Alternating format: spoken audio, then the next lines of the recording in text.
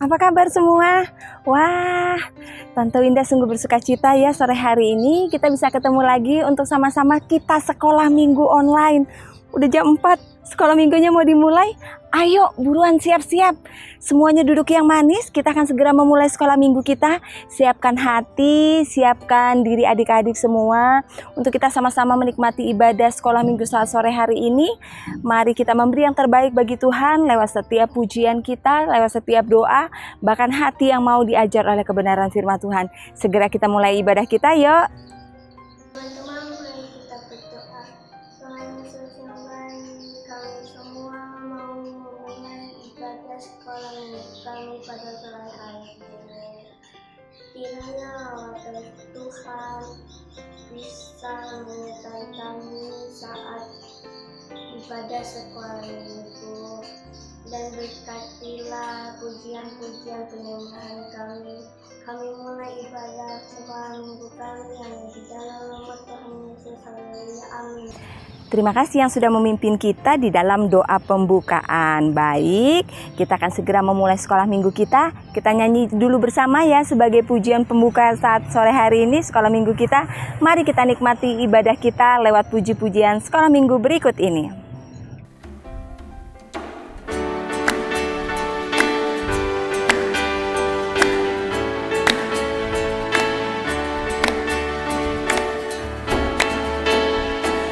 Baca kitab suci, doa tiap hari, doa tiap hari, doa tiap hari.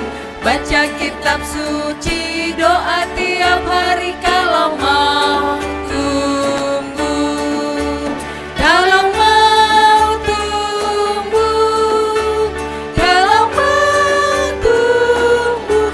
Glory haleluya, baca kitab suci, doa tiap hari kalau mau tumbuh.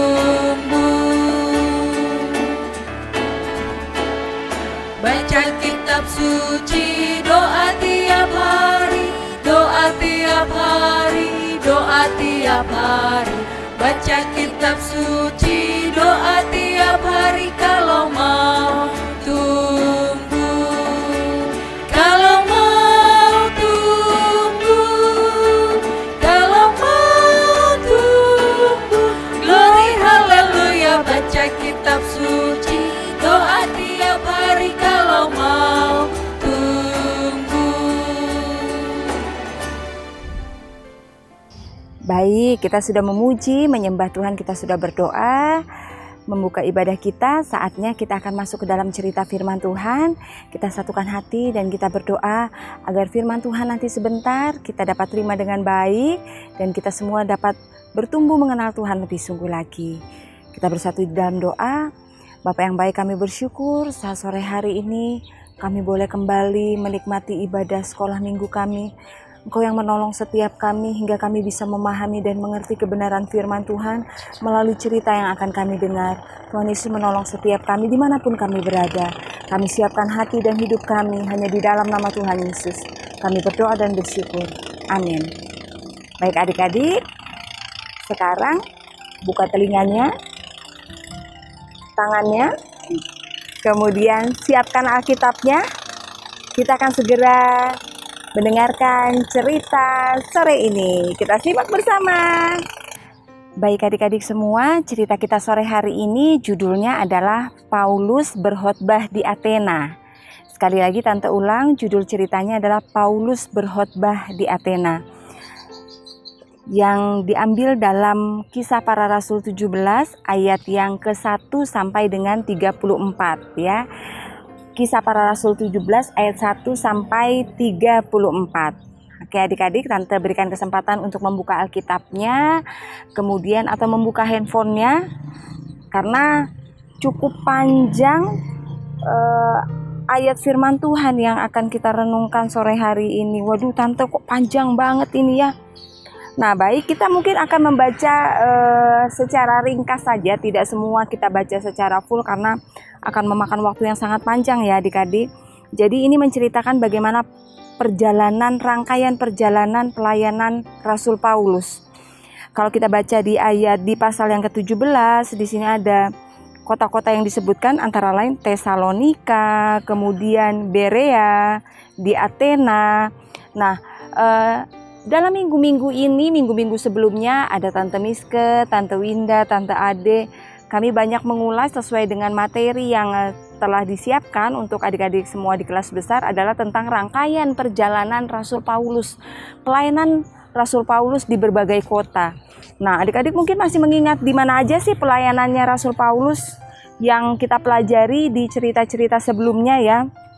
Banyak sekali nama-nama daerahnya ya. Ada di Antioquia, di Pisidia, ada Iconium, Listra, Filipi, Pafos, Derbe, kemudian ada Tesalonika, Berea, di Athena. Jadi banyak sekali kota-kota yang dilewati dalam rangkaian perjalanan pelayanan Rasul Paulus. Dan di setiap kota memiliki cerita yang luar biasa. Cerita apa itu?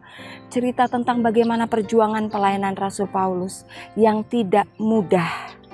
Kalau adik-adik kita bisa secara detail mengikuti cerita tentang perjalanan Rasul Paulus, sungguh luar biasa.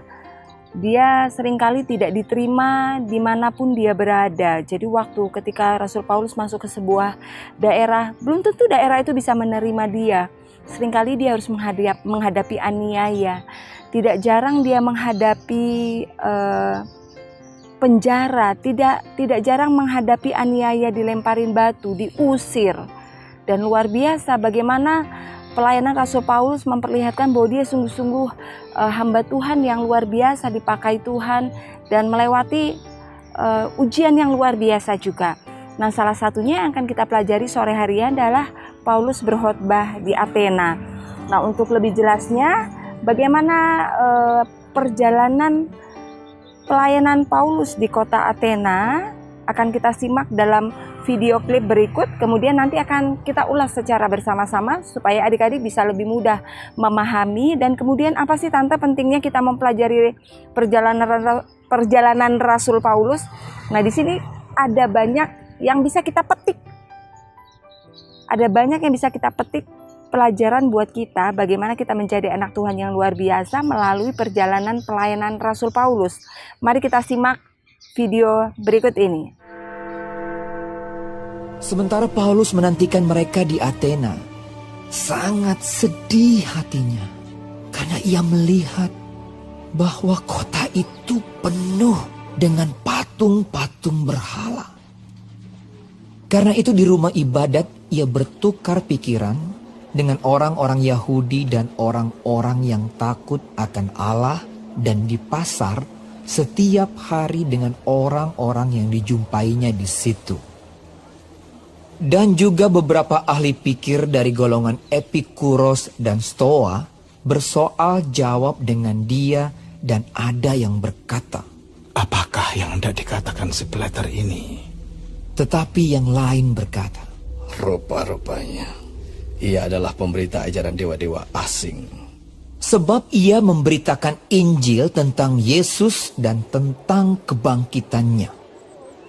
Lalu mereka membawanya menghadap sidang Areopagus dan mengatakan, "Bolehkah kami tahu ajaran baru mana yang kau ajarkan ini? Sebab engkau memperdengarkan kepada kami perkara-perkara yang aneh. Karena itu kami ingin tahu apakah artinya semua itu." Adapun orang-orang Athena dan orang-orang asing yang tinggal di situ tidak mempunyai waktu untuk sesuatu selain untuk mengatakan atau mendengar segala sesuatu yang baru. Paulus pergi berdiri di atas Areopagus dan berkata, "Hai orang-orang Athena, aku lihat bahwa dalam segala hal kamu sangat beribadah kepada dewa-dewa. Sebab ketika aku berjalan-jalan di kotamu dan melihat barang-barang pujaanmu, aku menjumpai juga sebuah mezbah dengan tulisan, 'Kepada Allah yang tidak dikenal.' Apa yang kamu sembah tanpa mengenalnya? Itulah yang kuberitakan kepada kamu. Allah yang telah menjadikan bumi dan segala isinya. Ia yang adalah Tuhan atas langit dan bumi. Tidak diam dalam kuil-kuil buatan tangan manusia. Dan juga dia tidak dilayani oleh tangan manusia. seolah-olah ia kekurangan apa-apa. Karena dialah yang memberikan hidup dan nafas dan segala sesuatu kepada semua orang. Dari satu orang saja, ia telah menjadikan semua bangsa dan umat manusia untuk mendiami seluruh muka bumi. Dan ia telah menentukan musim-musim bagi mereka dan batas-batas kediaman mereka, supaya mereka mencari dia dan mudah-mudahan menjamah dan menemukan dia, walaupun ia tidak jauh dari kita masing-masing. Sebab di dalam dia kita hidup, kita bergerak, kita ada, seperti yang telah juga dikatakan oleh pujangga-pujanggamu. Sebab kita ini dari keturunan Allah juga.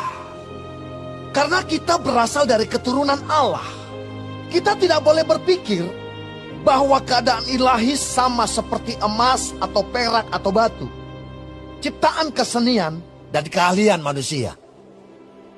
Dengan tidak memandang lagi zaman kebodohan, maka sekarang Allah memberitakan kepada manusia bahwa di mana-mana semua mereka harus bertobat. Karena ia telah menetapkan suatu hari, pada waktu mana ia dengan adil akan menghakimi dunia oleh seorang yang telah ditentukannya. Sesudah ia memberikan kepada semua orang suatu bukti tentang hal itu, dengan membangkitkan dia dari antara orang mati. Ketika mereka mendengar tentang kebangkitan orang mati, maka ada yang mengejek dan yang lain berkata, Lain kali saja kami mendengar engkau berbicara tentang hal itu. Lalu Paulus pergi meninggalkan mereka. Tetapi beberapa orang laki-laki menggabungkan diri dengan dia dan menjadi percaya. Di antaranya juga Dionysius, anggota majelis Areopagus, dan seorang perempuan bernama Damaris, dan juga orang-orang lain bersama-sama dengan mereka. Nah, baik adik-adik, kita sudah sama-sama menyimak ya bagaimana video pelayanan Rasul Paulus di sebuah kota yang disebut Athena. Dan kita melihat bagaimana di sana pelayanan Rasul Paulus diperhadapkan dengan begitu banyak kesulitan. Dan di sana dia bertemu dengan orang-orang yang cukup pintar ya, dengan orang-orang Yahudi dan orang-orang Yunani, bahkan dia bertukar pikiran, dia berbicara dalam sebuah sidang Areopagus. Nah, jadi Paulus diundang untuk datang ke sebuah pertemuan di Areopagus. Tempat ini merupakan sebuah bukit yang terkenal di kota Athena yang dipakai sebagai tempat persidangan. Semua keputusan sidang pengadilan yang diambil diumumkan dari tempat datar di atas puncak bukit. Nah, merupakan satu kehormatan besar bagi Paulus, utusan Kristus, diundang datang ke tempat itu untuk berbicara di depan orang-orang pandai yang berada di Athena. Nah, Paulus memanfaatkan kesempatan ini dan berkhotbah di sana. Nah, di sana begitu banyak orang yang mendengar khotbah dan pengajaran Rasul Paulus dan tidak semua orang bisa menerimanya. Dan ada banyak cibiran, ada banyak hinaan juga yang diterima oleh Rasul Paulus.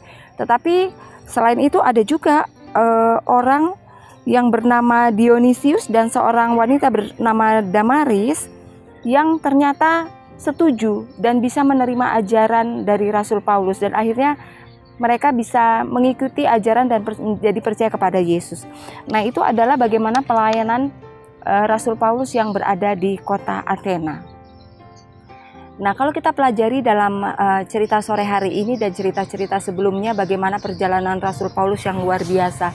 Sebelum dia masuk ke kota Tesalonika, dia melewati perjalanan yang luar biasa di Filipi. Nah, di sana dia mengalami penganiayaan yang luar biasa di penjara. Namun setiap kesulitan yang dihadapi oleh Rasul Paulus, Tuhan tidak pernah meninggalkan dia dalam setiap pelayanan yang dijalani begitu. Dan begitu juga dalam setiap kesulitan yang dihadapi, dalam setiap persoalan yang dihadapi oleh Rasul Paulus, dia melihat bahwa tangan Tuhan bekerja dengan luar biasa.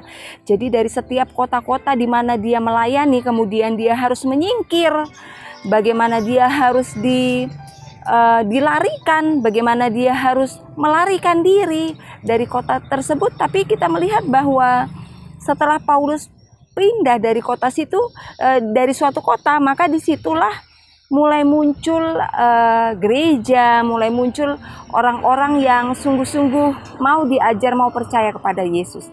Nah, begitu juga dengan kehidupan kita. Seringkali kesulitan itu Tuhan pakai untuk membuat sesuatu yang luar biasa dalam kehidupan kita. Misalnya apa? Waktu Tuhan mengizinkan kita mengalami sakit, kita akan melihat, wah luar biasa ya, Tuhan itu memang penyembuhku. Wah luar biasa ya, bahwa mungkin dalam keadaan yang terdesak, dalam keadaan terjepit, adik-adik misalnya sudah tidak bisa ke dokter atau tidak memungkinkan untuk ke dokter, tetapi bagaimana waktu kita berdoa menyerahkan sakit penyakit kita, Tuhan bekerja dengan luar biasa. Jadi tidak jarang bahwa kesulitan yang kita hadapi, kita akan melihat kuasa Tuhan bekerja dengan luar biasa.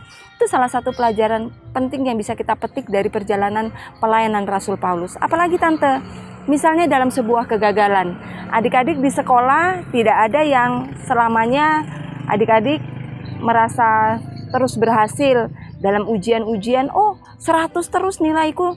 Tapi tante yakin bahwa seringkali kita dalam menghadapi ujian-ujian di sekolah, seringkali persiapan kita begitu matang, namun hasilnya luar biasa. Tapi seringkali juga persiapan sudah matang, tetapi waktu kita menghadapi ujian hasilnya nol besar, hasilnya tidak sukses. Kemudian kita merasa patah arang, tetapi di situ kita melihat bahwa dalam sebuah kegagalan di kehidupan kita pun Tuhan bisa bekerja dengan luar biasa. Dan di situ kita akan melihat campur tangan Tuhan bahwa siapa sih kita tidak bisa mengandalkan kekuatan kita sendiri. Nah, jadi buat adik-adik kita semua, termasuk juga tante, apapun yang kita hadapi, kesulitan yang kita hadapi, kita petik dari perjalanan pelayanan Rasul Paulus bahwa seringkali Tuhan mengizinkan hal yang tidak nyaman itu terjadi dalam hidup kita. Semua adik-adik tidak hidup ini waktu mengikuti Tuhan Yesus tidak semuanya happy-happy, tetapi seringkali kita juga menghadapi sesuatu yang tidak nyaman. Tetapi bagaimana kita melihat Tuhan tidak pernah meninggalkan kita dan Tuhan akan melakukan sesuatu yang luar biasa dalam kehidupan kita. Amin. Nah, jadi itu yang pertama ya. Bagaimana kita memetik nilai-nilai positif dari perjalanan pelayanan Rasul Paulus. Nah, kemudian ada kota-kota yang disebutkan bagaimana dalam perjalanan Rasul Paulus. Di sini dikatakan bahwa ternyata ada sebuah kota yang kota ini begitu ramah, kota ini begitu nyaman dalam pelayanan Rasul Paulus. Namanya kota Berea. Kenapa sih? Apa yang terjadi di kota Berea? Jadi di sini dikatakan bahwa orang-orang Yahudi yang berada di kota Berea itu lebih ramah daripada orang-orang yang ada di Tesalonika. Pada waktu Paulus mengajarkan mereka tentang perjanjian lama dan membuktikan bahwa Yesus adalah Mesias yang sudah lama dinanti-nantikan, mereka tidak menentang. Mereka membuka diri, membuka hati dan menyelidiki Alkitab. Nah, pada saat itulah, pada saat orang-orang Yahudi mengetahui bahwa semua yang dikatakan adalah benar, banyak orang-orang yang menjadi percaya kepada Yesus. Nah, setiap hari mereka datang untuk menyelidiki dan mempelajari firman Tuhan. Nama Tuhan Yesus disembah dan dihormati di Berea, sampai orang Yahudi dari Tesalonika datang. Mereka datang untuk menghasut orang-orang sehingga kota itu tidak aman lagi bagi Paulus. Nah, kalau di kota Berea ini memang kota yang aman buat pelayanan Rasul Paulus, tetapi ternyata Rasul Paulus tidak lama berada di kota itu. Kemudian Paulus pergi dari kota Berea dan akhirnya dia meninggalkan Silas dan Timotius untuk tetap berada di Berea. Kenapa? Si Silas dan Timotius tetap berada di Berea karena masih banyak orang-orang yang rindu diajar kebenaran firman Tuhan. Nah, adik-adik, seperti orang-orang yang berada di Berea, hari ini Tante rindu bertanya, berapa banyak kita, adik-adik yang menyaksikan siaran ini, menyaksikan sekolah minggu ini, seberapa banyak kita masih rindu untuk mendengarkan cerita Alkitab? Nah, adik-adik, kita sudah mempelajari bahwa bagaimana jemaat Tuhan yang berada di Berea itu mereka memiliki sifat yang berbeda atau karakter yang berbeda dengan jemaat yang berada di kota-kota lain. Mereka adalah orang-orang yang memiliki kerinduan untuk datang kepada Tuhan dan kerinduan untuk merenungkan kebenaran firman Tuhan, mempelajari kebenaran firman Tuhan. Dan sebenarnya kota itu menjadi kota yang sangat nyaman buat perjalanan pelayanan Rasul Paulus, tetapi ada orang-orang yang ternyata berasal dari kota Tesalonika menghasut orang-orang yang berada di Berea, dan itu menyebabkan Rasul Paulus merasa tidak aman berada di kota itu, dan akhirnya Rasul Paulus pergi berpindah ke kota Athena. Dan di Berea Silas tetap berada di Bernea untuk tetap mengajar jemaat Tuhan yang berada di sana. Kenapa mereka tetap berada di sana? Karena masih ada jemaat Tuhan yang sungguh-sungguh rindu mempelajari, merenungkan, dan belajar tentang kebenaran firman Tuhan. Nah, apa aplikasinya buat kita semua adik-adik sore hari ini? Tante rindu bertanya buat kita semua yang lagi menyaksikan siaran ini, seberapa banyak sih adik-adik semua kita masih tetap rindu untuk mendengarkan cerita-cerita kebenaran firman Tuhan, melebihi kita mendengarkan secara langsung. Jadi begini, maksudnya Tante, seringkali itu kita malas dengerin cerita-cerita di Alkitab, ceritanya kuno, malas ceritanya nggak seru begitu. Tapi bagaimana kita rindu untuk mempelajari kebenaran firman Tuhan setiap hari? Berapa banyak adik-adik yang tetap membaca firman Tuhan setiap hari? Nah, adik-adik semua yang sudah baca firman Tuhan, Tante mau kasih jempol ya buat adik-adik yang tiap hari mau baca Alkitab, luar biasa. Nah, tidak hanya membaca, tetapi bagaimana adik-adik memetik sesuatu yang bisa kita pakai, kita pedomani dalam kehidupan kita sehari-hari. Nah, jadi sama seperti jemaat yang ada di Berea, yang ada di Berea, bagaimana kita memiliki kerinduan untuk mengerti dan memahami kebenaran firman Tuhan dalam kehidupan kita. Nah, adik-adik, sore hari ini ceritanya tidak begitu panjang, tetapi biar ini menjadi rema. Ada beberapa poin penting yang kita dapat dari cerita kita sore hari ini, bahwa seringkali Tuhan memakai kesulitan kita untuk memperlihatkan betapa besar luar biasa Tuhan berkarya dalam hidup kita. Yang kedua, mari kita memiliki kerinduan untuk terus mempelajari kebenaran firman Tuhan dalam kehidupan kita. Ayo baca Alkitab setiap hari. Ada yang sudah ikut Abah ya? Mari ayo kita baca Alkitab setiap hari. Dan kita memperlengkapi hidup kita semakin luar biasa, menjadi laskar Kristus yang luar biasa. Nah, ayat hafalan kita sore hari ini terdapat di dalam Kisah Para Rasul 17 ayat 11b, dikatakan, mereka menerima firman itu dengan segala kerelaan hati, dan setiap hari mereka menyelidiki kitab suci untuk mengetahui apakah semuanya itu benar demikian. Nah, dalam Kisah Rasul 17 ayat 11b itu adalah gambaran bagaimana jemaat yang ada di Berea sebenarnya. Dan itu menjadi ayat hafalan kita buat kita ingat bagaimana kita harus terus menyelidiki, harus terus rindu mendengarkan dan membaca kebenaran firman Tuhan. Sekali lagi, ayat hafalannya dalam Kisah Para Rasul 17 ayat 11b, mereka menerima firman itu dengan segala kerelaan hati, dan setiap hari mereka menyelidiki kitab suci untuk mengetahui apakah semuanya itu benar demikian.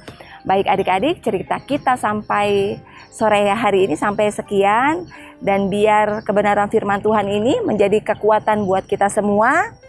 Kita bersatu di dalam doa. Teman-teman, mari kita bersatu dalam doa.